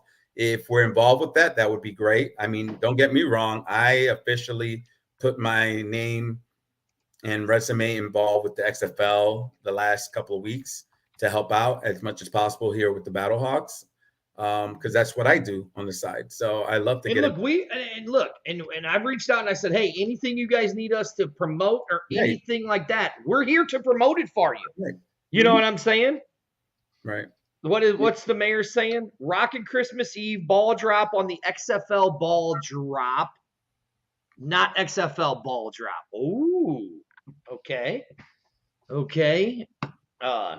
Mayor looks like. Well, what's he talking about? Is he drinking already? No, it's the mayor of the XFL, man. That dude knows his junk, man. I know that. That's what's bugging me out. I'm thinking, is he drinking? Rocking Christmas Eve ball drop on XFL ball drop, not XFL ball drop. So I don't know. We'll have to find out. Fans are all over Missouri. I know at least 5 people in Joplin who can't wait. Yeah. Well, I know. I think, and I know people are upset. They're waiting for stuff. They're waiting for schedules. Believe me, people, I am one of those people that I wish they would have the schedule out. I wish we would have contact with certain people that we can find out and see what's happening with these tailgatings, with the actual events on the day of the game. Is it still a rumor or is it official, Dirty? Do we know that the first 2 games? They're not going to be here in St. Louis. Yeah, they're not going to be here in St. Louis, which was something I knew, like they talked about 5 months ago, only because of the scheduling. Because I knew the dome was already being used. Yes. When they came out with the dates and stuff like that, or the dates that they were officially talking about, I knew that the dome was already being used. So I knew that the Battlehawks were not coming here until Game 3. So and it kind of reminds me of 2020, because that's kind of the same thing that happened the last time. Now, okay, here, question. Is that a good thing for St. Louis? It depends. If we're 0-2, it's going to suck. If we're 2-0, we're going to be freaking. If we're 2-0 coming into our first home game in St. Louis, you don't worry about filling the top. Worrying about getting extra security, because that place is going to be crazy. Right now, here be crazy. Sandy says they just keep dropping the ball and never picking up the ball. You're right, Andrew. I mean, I am hearing March also. I am hearing March. Javier says, but people can't have the patience, can't deal with the schedule. That's why Rock is so pissed off at us. Hey, yeah, you're right. I mean, Dwayne Claus really, you guys, we got all mad, Again, I'm saying, here we are, March. I'm hearing that too. Dan says 1-1 would be great as well. Yeah. Look, I'm going to give you guys a speculation. I'm just going to say this. I don't think we're going to be at the Dome until at least the second week in March. 3rd week at the most. So what are you saying? We're going to be playing 3 or 4 games before our first home game? I'm just speculating. I'm saying we're going to have 4 away games. That's what I'm speculating. I am still going with the assumption that we're coming in on week 3, unless they push it. I think we're coming in on week 3. You say I think we're coming in. I think we're going to be coming in on week 3, and we're going to be back until like week 6 or 7. That's what I'm thinking. I mean, okay, I could buy that. I could buy that. And again, I'm not even sure, are they all Saturday games or Saturday and Sunday games? Like, because I know 2020, we had Saturday and Sunday games. Well, now look, if you listen to the Erica interview that she did in Canton, Ohio, right? She said, "Don't be surprised if there's some Thursday and Friday games." Oh, that would be great. Mixed And in they there. probably have to do that due to the fact because of the scheduling of some of these places. I mean, right? Yeah. Yeah. You know, I mean, look, here's what we do know. We know because you just saw the commercial last night. If you watched Monday Night Football, okay? Oh, The only man, ball drop is rocking the mayor says the only ball dropping is the rocking New Year's Eve ball. He said, in New York City, baby. right, I was on Fat Finger spell check. Okay, so he wasn't drinking yet. All right, that's He cool. wasn't Thank you, drinking Mayor. yet. Yeah, Right. no. The mayor, if the mayor was drinking, me and the mayor would have to have a talk. What is this? The XFL has not scheduled a ball drop in 2022. Ooh. Is that talking about why we don't have team balls yet? Maybe. Thursday and Friday games as well as Saturday and Sunday. Me personally, I like Thursday night games. Yeah, look, and I again, like Thursday and Monday night games. Give me some Right. Thursday and Monday night games. the mayor brings it up, fill the bowl. And I mean, if you notice in the last few interviews that Coach Beck has done, he has not said fill the top. You know what I'm saying? Mm-hmm. He hasn't said fill the top. That has a lot to do with the St. Louis fans. If you want to fill that top, go get your season tickets.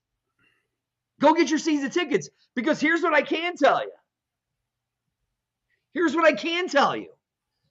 Last night on ESPN Monday Night Football, what did they show? They showed a commercial. I'm going to find it, Greg. I'm going to find it, Big Papa G. All right.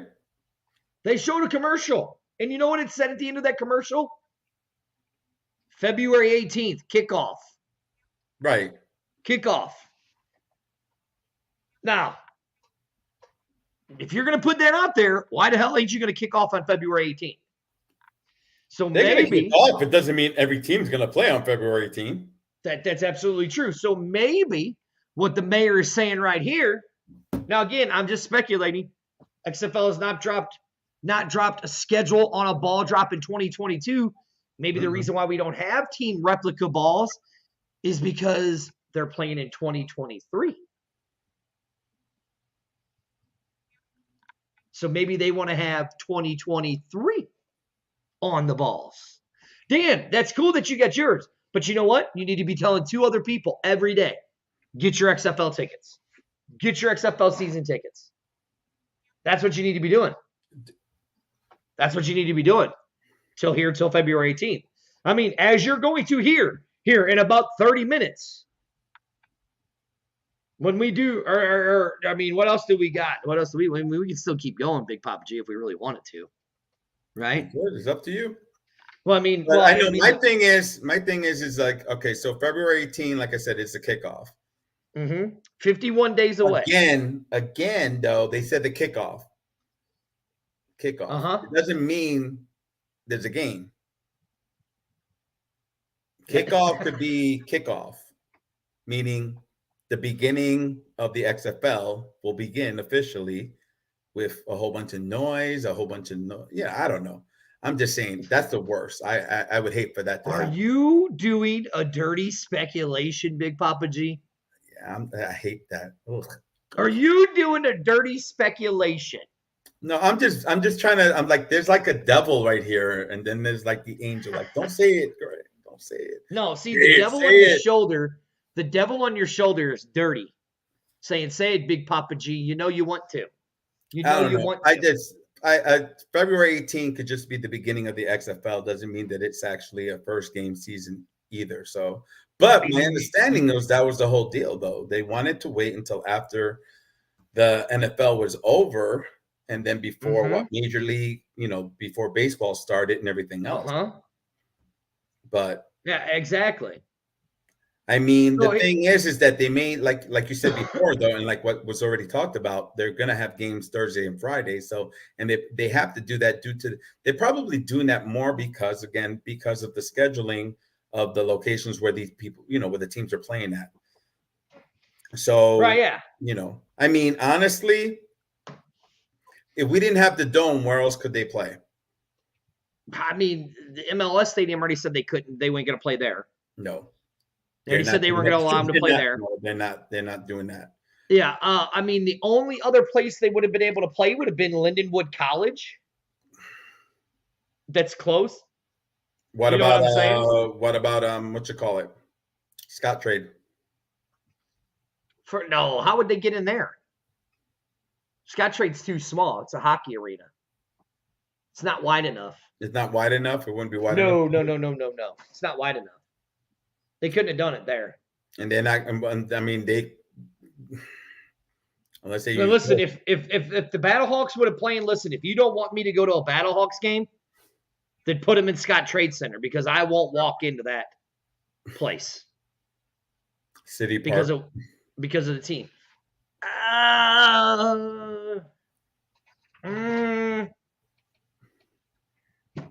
Mizzou? No, I don't think they'd have put him in Mizzou. Here we go. Look at this. Mm-hmm. Hey, Dirty, I'm assuming you're taking a road trip for the opening game, kind of like we did last year's season in Arlington. If you got a room, I would love to join. I had a blast when we went to Arlington. Well, I think we definitely have to plan a bus or something. Listen, no, I ain't planning a bus, but I will say this: we can plan a road trip. I will say that we can plan a road trip because that whole bus fiasco was a nightmare. That was a nightmare. You see, the thing that I hate with all this is just that I am already booked like almost every weekend for the next couple of months. And I would have loved to go to these and right now, like I said, I wish there was some kind of confirmation or something coming up there, seeing if I'm going to be involved or not, as far as, with the Battlehawks. So hopefully, we may have to have a hashtag, bring back Big Papa. I don't know. But I'm hoping that, we can do something because I would love to be involved. But I mean, one way or another, I'm going to be still, Battlehawk no matter what. But yeah, I mean, I even sent out some messages. Yeah, no, I will not. Yes, I hate that arena because that team plays there. Mm-hmm. It's the worst team in hockey. They need to get sent out of St. Louis. They're a joke organization. I'm a Devils fan. I'm a New Jersey Devils fan. I'm a Chicago Blackhawks fan. I'm a New York Rangers fan. Hell, I'm a Seattle Kraken fan. Well, thank you so much, everybody. It was nice being on the show. Hopefully, you'll see me on my new show. Now, okay, Dan brings up a good point. Busch Stadium. That's what I was saying before, yeah. They could do that. The mayor goes, games will kick off on February 18th as long as Southwest Airlines gets back on schedule. Yes, that is true. Yeah. Whatever you do, bring your own suitcase. Don't leave it there either. So Sandy goes, my next topic with the XFL is Big Papa G. Oh, see, Sandy's got you. That's right. Thank you, Sandy. But yeah, no matter what, like I said, I think we definitely it's going to be interesting. I'm hoping January. I really hope January 3rd we hear something, but we've got disappointed before. But I mean, I'm not losing hope. It just sucks because we don't have a schedule yet. You got people that are working and trying to get their scheduling together so they can make it to these games. Well, here, like you saw Andrew earlier, buy season tickets because they don't know when these games are. And so, I mean, people are working and they have to change stuff around. So it kind of sucks on that part. So, but again, if everybody keeps remembering, this is still a startup and it's going to be like right here. Years. Yep. Andrew, nice. My second job is on the weekends and I could schedule home games around it if I knew when they were. I mean, that's a lot of people. I know. And a lot of people are in that situation. Like this year in June, July, when all this was happening, I was like, should I schedule stuff for February and March of 23? But if I don't schedule, events that people are asking, calling about, hey, can you do this on, then now I lose money for the next 2 months. from February all the way to April because I was waiting around for this. So Weird. I And mean, like prime example, Frontier, right? Frontier for the last couple of days have been putting out their $19 flash sales to Vegas. I mean, for $19 round trip, or so what you're talking 30? What is that? $38 round trip. I'd buy a $38 round trip to go to Vegas for the day to watch a XFL game for St. Louis playing in Vegas. You know what I mean? In a heartbeat. To go to Chicago. Huh? It said it costs more to go to Chicago. Right. Yeah. I mean, so there's a lot of things. Yeah, Dan, I'm off on the weekends. Some people are off on the weekends. Like Big Papa G. He's off on the weekends, but he works, and that's why his name's Big Papa G. Yeah. So he makes money doing that, Yeah. I mean, and that's what, like I said, and a lot of people, they have two jobs. They may have their regular job. And City Park already said. City Park. The ownership already said they're not going to allow any football in there. Yeah, you know what I mean? Not going to open up to that. Right? Yeah. Javier says, I mean, if the XFL plays next year, do you think like the NFL quarterback to start watch any of their games too? Oh, look at this! Look at this! All right, David, we're playing in a Vegas. We're playing in a Vegas one, then, buddy. We're playing in a Vegas and St. Louis game. That's if they ever announce the Vegas. I have a free place to stay in Vegas. All right. Well, let us know, David, because I'm going to be up there. David, we're going to talk about that one, buddy.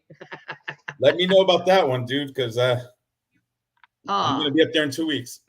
Now, right. Yeah. Let's really look at this. Let's go to Javier's question. We have AJ McCarron, who, if you read he just did a really great article.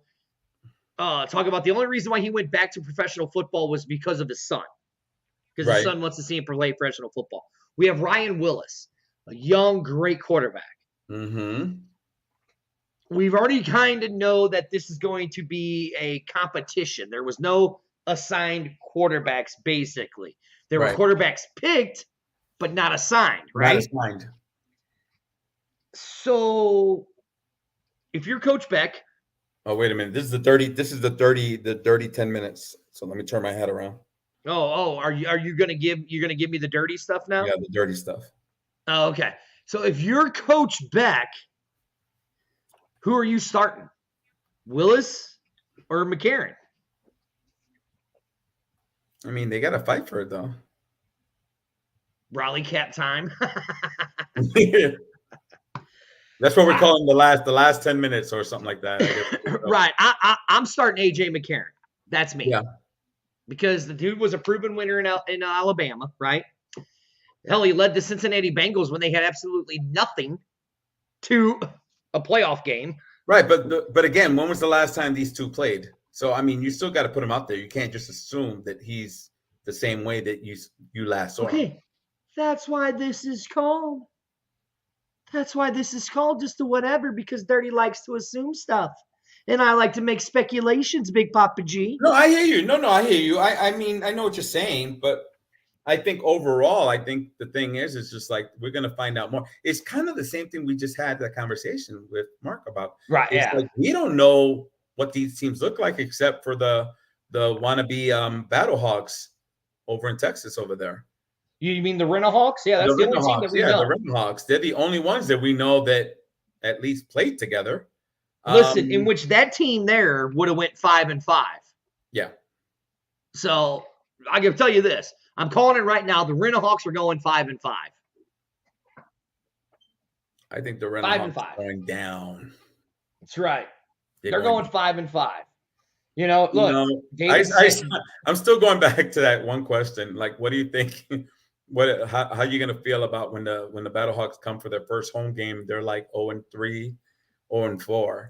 Like, oh man, like how do you think that is going to be? That's just it's. They better do a lot of community service before that first home game. After every loss, they better come out here and be like, giving food away and all this other stuff. No, I think I think no matter what, it's going to be fun to see them play, and maybe that'll spark them. So do I want to see that? No. I mean, I'd rather have them be like 1-1, 2-2, or whatever. Definitely don't want them to come here with a losing streak or whatever, like 0-4 or something like that. So okay, so here's what I'll say. I say that if they come in 0-2, let's just say they're gonna spend the first 2 weeks away from the dome, right, in St. Right. Louis. Okay. Mm-hmm. I'm gonna say they're gonna come in. Let's hypothetically, they're gonna come in 0-2. Right. Okay. Yeah, people will still pack the stadium, Sandy. Yeah, they're gonna. But okay, again, I say this. Coach Beck has been saying this the whole time: fill the top, fill the Right. top, fill the top. Right. But he's not saying that anymore. He's not saying that in any of his stuff. But why He's not are you thinking that? That's what I'm trying to figure out. Are you saying that you're thinking that negative wise, or are you thinking what? Why he's not mentioning it? I don't know why he's not mentioning it anymore. So you're thinking probably because maybe the dome may not be our home? No, I'm saying the dome will be our home. Okay. I mean, you're at first you were talking about fill the top, right? Right. And everybody on here was like, "Oh no, we got to we could fill the top up right away, right?" But we don't see how well our tickets are doing. How well all our ticket sales are doing. Now look, this is literally just from Coach Beck, okay? This is just from Coach Beck. Right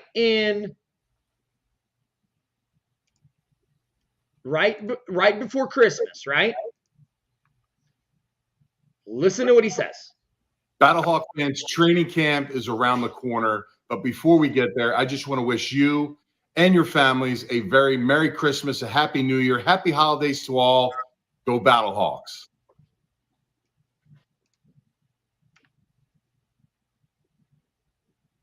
Yes, Ted, I do understand that he said that, okay?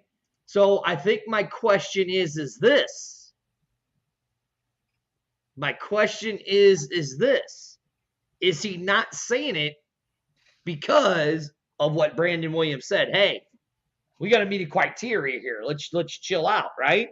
Like we talked about this. How many people, like I would love to know what the ticket sales are for the game. I understand. Okay? I understand that we had the mayor on and he had talked about it, right? I understand that first game is going to be packed. Okay? But then let's say that we go in 0-2. Okay? Right. Oh, Mayor says right here, he goes, could the XFL schedule announcement be the swan song from the broadcast season? He's like, his answer is January 2nd. Well, So January maybe? 2nd officially is a holiday. So that's Right? what I'm saying. That's what I'm thinking January 3rd, but yeah, like look, right here what Mr. Jackson says. There's no marketing, no feedback. What's the plan? That's what we're here for. To help them come up with something. Like I can tell you this. That first game, they're gonna pack that dome. Even if they're 0-2, I guarantee you that dome's gonna be full. No matter what, it's gonna be packed. Right. Now, let's say they lose the first game. Now we're 0-3. Do you think the second week that they're gonna have a lot of people there? That second week? No. I guarantee you what's gonna happen is if you lose that third game in a row, now you're 0-3. You lose your home opener, right? I guarantee you the percentage drops at least 15%. The attendance does. But now you've opened up the entire dome. You see what I'm saying? Mm-hmm. So again, because Brandon Williams said that thing, maybe that's why Coach Williams, I mean, he is the team president now. Yeah, that first game definitely is going to be packed and loud. Oh yeah, it's going to be packed and loud. So what was your last numbers that you heard about season ticket sales for the Battle? Well, it was the last I had heard was on the season ticket deposits. Okay. that have been put out there, right? And that was they were just over 17,000 Right. season deposit tickets. Now on season deposit tickets being sold, And that was I about don't know. That was about 22 days ago. That was about 22 days ago. I'm looking at it now. So about 22 days ago, they reported about 16,000 season ticket sales for the Battlehawks alone. That have been bought and sold, that have been bought and paid for? Yep. Okay. So the number has an average gone up around 500 to 600 per week for the past couple of weeks. Marketing has been very minimum there, so pretty good numbers. On the other hand, now here's what Ted said. Ted said he thought he'd sold 15,000. I'm just going by what I know on the deposits that were put down. Yeah, it's just over 17,000. That's what I know. Yeah, I'm looking at something that was posted 22 days ago. And they talked about 15,700 season tickets were sold, and that it had gone up, and that was 22 days ago. And Orlando was still struggling, likely around under 1,000 season tickets so far for Orlando alone. Yeah. But after that, I haven't heard any updates. So that's what I'm trying to. I haven't either. Now, here's what David said. David says, I feel that the only way the top gets open is if they are winning and it's mid-season. I 100% agree with that. Oh, yeah. 100% agree with that. Would it be great if they do that? Hell yes, it would, right? But again, like I'm going to say, like we talked about it, like the mayor talked about it. Can we consistently open the dome? And I mean, Sandy says it right here. The fans are committed. They will be there. Are they really? Because let's look what happened in St. Louis. We started having losing seasons. You were only getting 45, 50,000 at Lamb games. This is a startup league. You know what I'm saying? I mean, I guarantee you we can get our season ticket holders there of this, you know, as Ted says, of the 15,000, right? But can we get more there if they're losing? That's the question.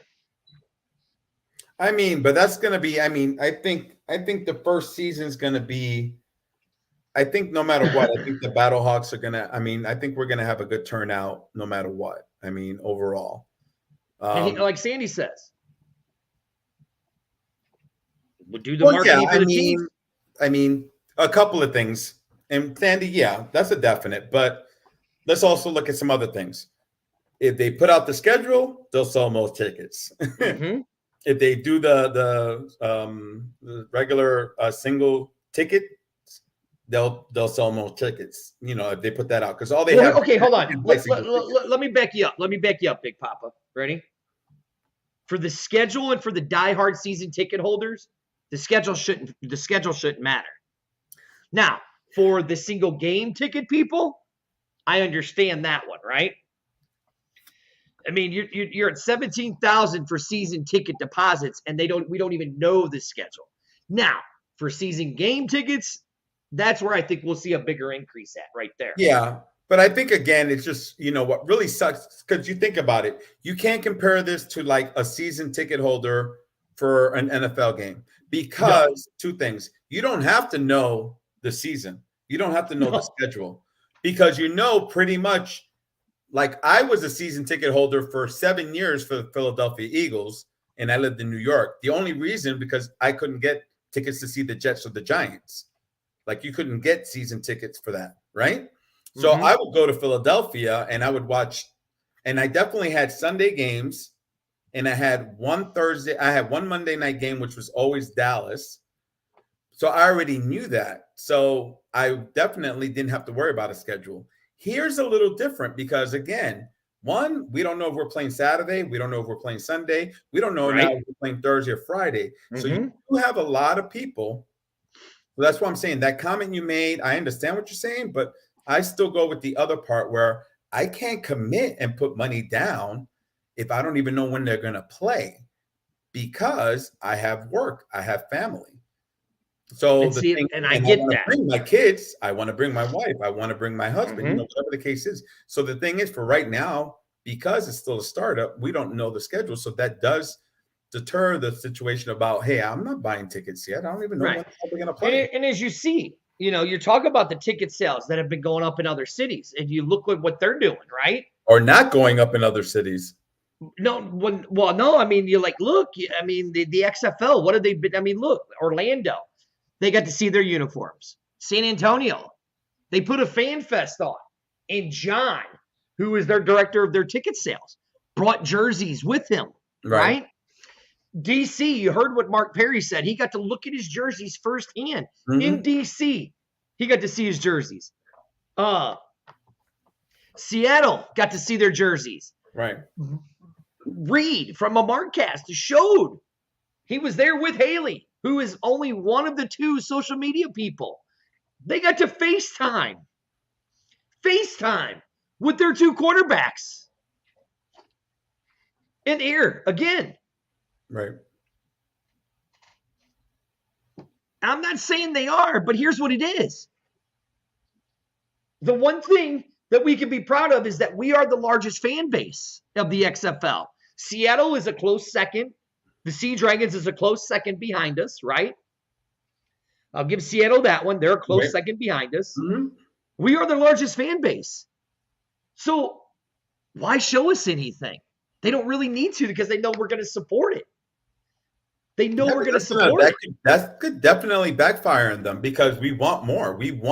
We should, if we're the largest fan base, then treat us like give us.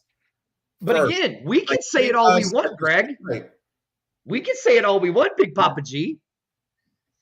That's why we do this show, so you guys can air your grievances. The league watches this show. Okay? I truly think, especially after hearing the interview, I truly think that Brandon's going to do a great job. I hope that I think he is too.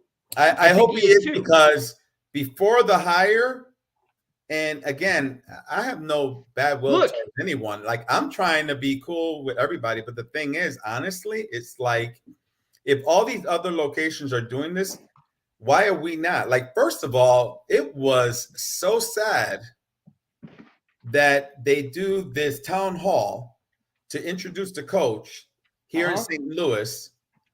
And then they, you get on the huddle. They want us to jump on this huddle and be part of the huddle. And then they only select 70 people or whatever it was, because it wasn't that many people. And then other people, like the people I was hanging out with, because I wasn't even selected. I don't have a problem saying it out loud. People knew that. I was there and I was hanging out in the back until I was able to come into the front because they were like, hey, come on down. Why? Because last minute they wanted people. Why? Because the other locations were not getting people, even the people that they invited to come out.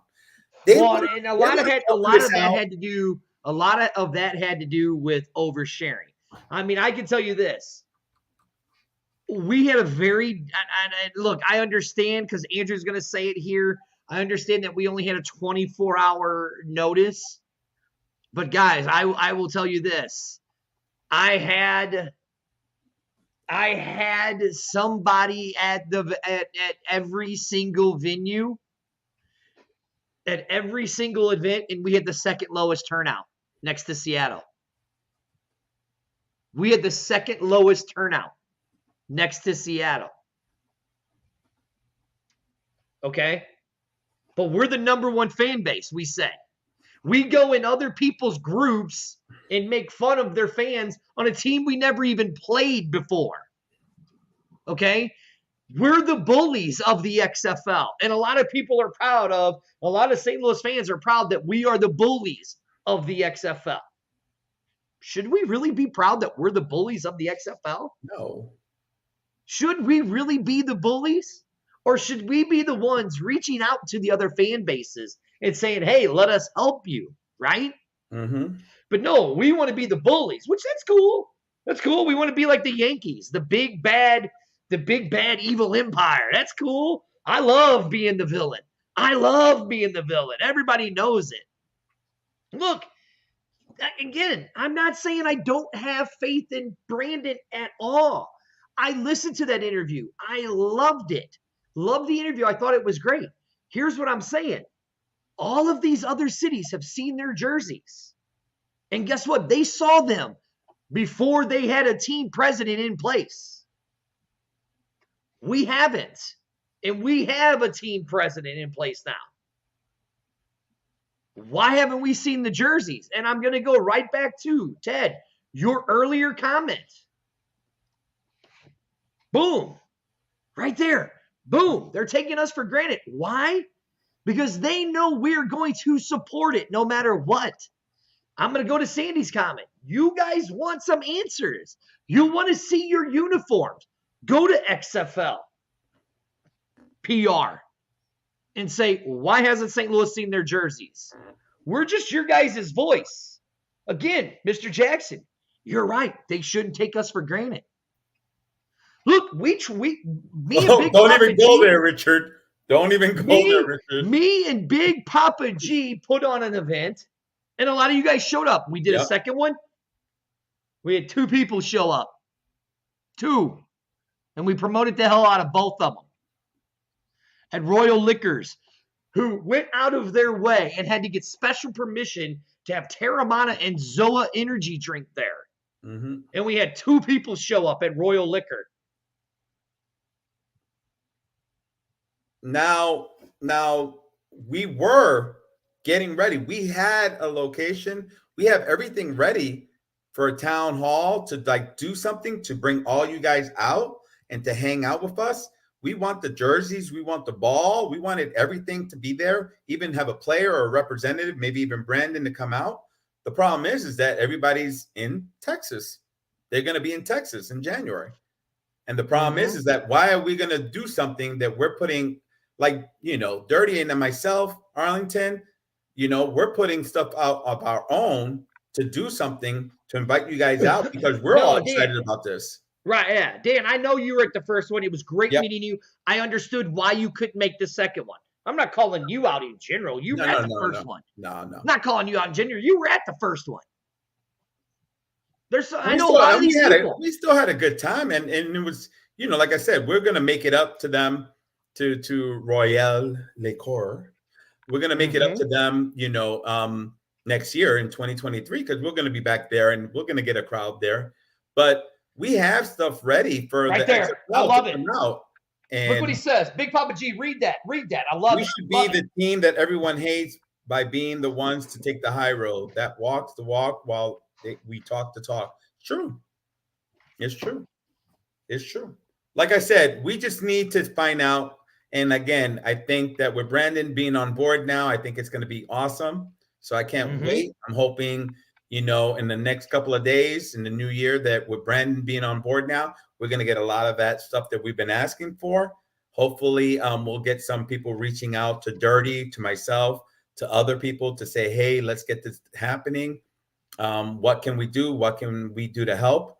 Because again, like I said, Dirty and I, we've been planning some of these events that we've got hotels, we've got bars, we've got promoters, we got people that wanted to promote liquor and food and all this other stuff to these events. They're like, hey, dude, we'll do this, we'll do that. Look, Big Papa, I'll break it down for him. Ladies and gentlemen, we actually have a place that wants us to do an event within 2 weeks.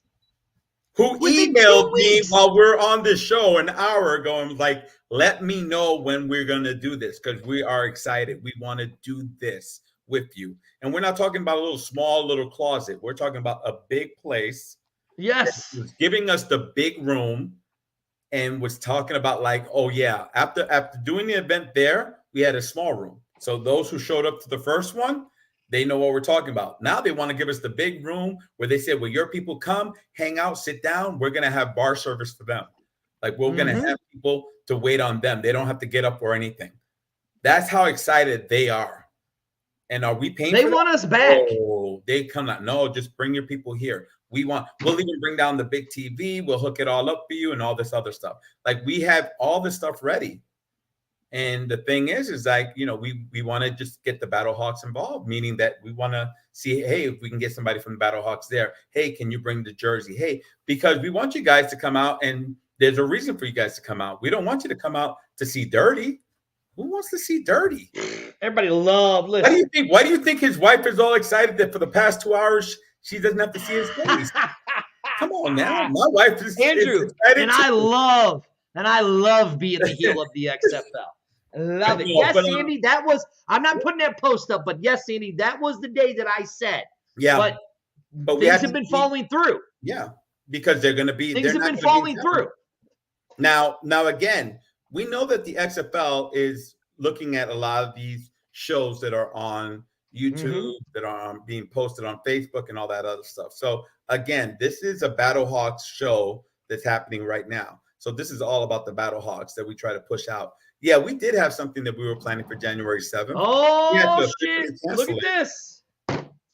I could put on. I could put a cornhole tournament together. Oh, yeah, of course. And we got room for that too. Sheesh. Yeah, we have room for that too at the place. We've got locations. And let me tell you something right now. Some of these new places that you guys have been hearing about, which I'm not going to say it out loud, like the Armory, or, Ballpark Village, like those places are excited about XFL being out there too. So it's just a phone call.